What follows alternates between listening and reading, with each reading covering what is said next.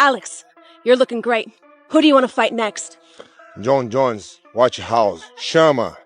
John, what do you have to say about that? You want to be on the White House card. Who do you want for that? I like to fight Alex Pereira. I feel like he's incredibly respectful. I feel like he's a household name. Everybody knows who he is. He's a champion. He's in the conversation of being one of the greatest fighters of all time. I just think it would be a blockbuster. I beat many Brazilians. It generates so many millions. Joe Rogan and the entire MMA community are stunned, as the potential matchup between Alex Pereira and Jon Jones at the White House card could turn out to be the biggest UFC fight in history.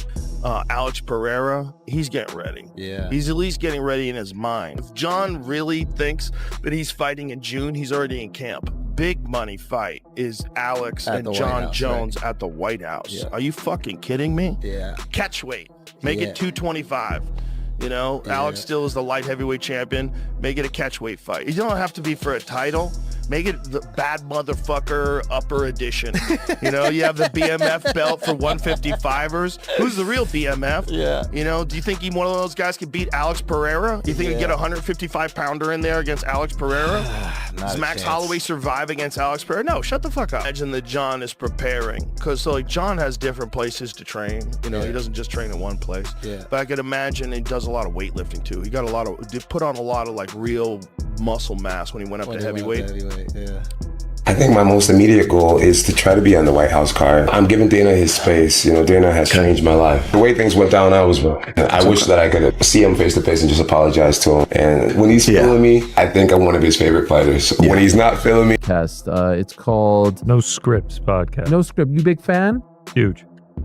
The No Scripts Podcast. Jon Jones was on this podcast. I guess it was over the last couple of weeks. It was clearly around the time that he was in Nashville for the Dirty Boxing event, because he's wearing similar clothing. He talked about a few things, and I did want to shine a light on these things. First, let's play him talking about the Dana White situation and how it was all handled, the offer from Tom, and his desire to make amends. Here it is. Take a listen, and then we'll react. I think my most immediate goal is to try to be on the White House card. Okay. And you talking to Dana? How's he feeling? You know, I'm giving Dana his space. You know, Dana has changed my life. Yes, he has changed my life. He's changed my children's lives. Yeah.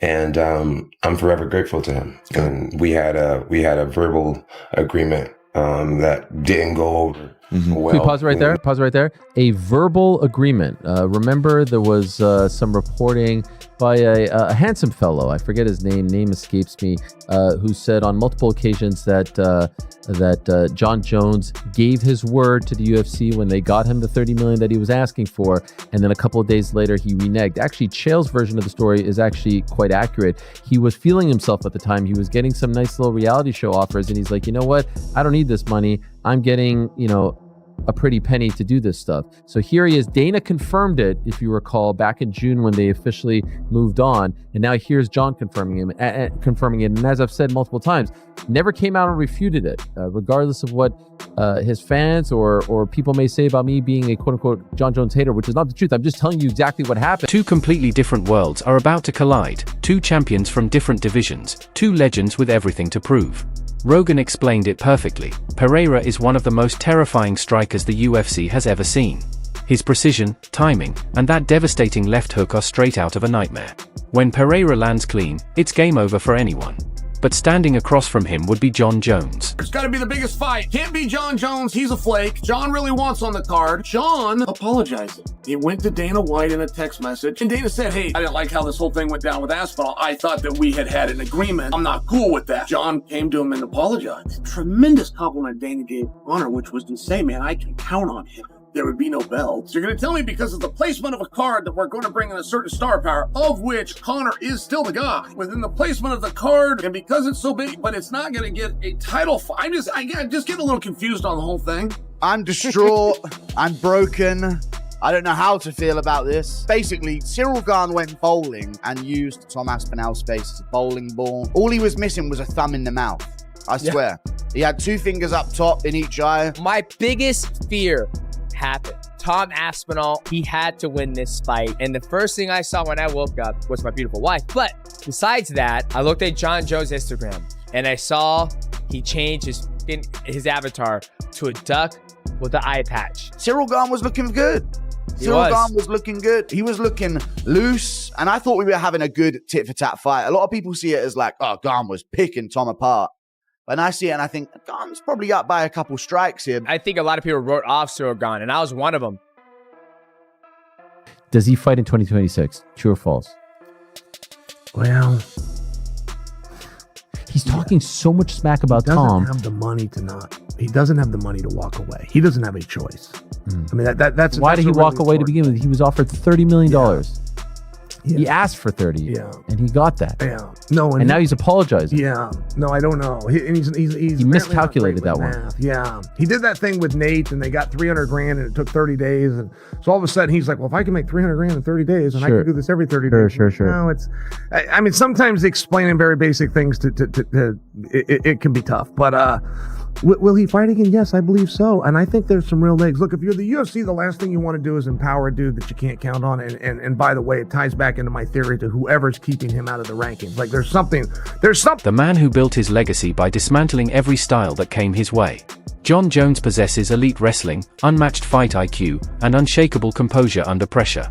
Both Rogan and Daniel Cormier agreed, if Jones takes this fight seriously and unleashes his full arsenal, his ground game could completely shut down Pereira's striking. White House, can't wait to see it. I know, I really hope it happens. Dana, bro, please, I'm training, I feel great, I'm healthy, and I'd be so honored to represent our country and do what I do best. Never refuted it. Now here he is confirming it. So I appreciate that. Please continue. Nothing was finalized, but I do admit guilt, not guilt, but I was wrong. You'll make it right at the White House. The way things went down, I was wrong, and I wish that I could see him face to face and just apologize to him, and so that we can let bygones be bygones and get back to making some major money for the sport, and really entertaining these fans. He's a businessman, and there's no doubt that you are his favorite fighter of all time. There's the memes of it. He loves you. It's a matter of time. When he's feeling me, I think I'm one of his favorite fighters. When he's not feeling me, I'm probably the reason why he has a bald head. I think that host was feeling Jon Jones there. I mean, golly, the glaze. What gave you that impression? Oh, wait till you see the other clips. Forget this one. I mean, D1 glazing. Where's the Aspinall Just a matter of time. The Aspinall clip made me blood red mad, so. Okay, well, just on this one, I mean, Jon is fully, other than saying, the amount, saying it's on me, it's my bad. A little surprising. It's what? 5 months later, and they haven't met. They haven't talked. Like you would it be Alex, or do you think it would be really? Yeah, so the Tom ship has sailed. No, it hasn't sailed, but the big money fight is Alex and Jon Jones at the White House. Yeah. Are you fucking kidding me? Yeah. Catch weight. Make it 225. Alex still is the light heavyweight champion. Make it a catch weight fight. You don't have to be for a title. Make it the bad motherfucker upper edition. You have the BMF belt for 155ers. Who's the real BMF? Yeah. Do you think one of those guys could beat Alex Pereira? Do you think you get a 155-pounder in there against Alex Pereira? Does Max Holloway survive against Alex Pereira? No, shut the fuck up. Max can only beat DC. That's the only heavyweight. We need to do a fight DC would drop you on your fucking head, man. God. You don't want to wrestle that dude. Never. But Max is funny about their relationship. He's like the kindest, sweetest guy, and he's an animal, a full animal when he fights. That'd be a wild thing, man. That'd be a wild thing. The Jon Jones Alex Pereira fight would probably be the biggest fight in human history. I mean, that in at MMA, the White House? In MMA, but as a matchup, you got the greatest of all time in Jon Jones, and arguably the most destructive striker that's ever competed. Yeah. No one's like that guy. That Ankalaev fight. He was like... But that's a big if, because Pereira is faster, sharper, and his confidence right now is at an all-time high. Some fans believe Pereira could end Jones's career with one clean shot.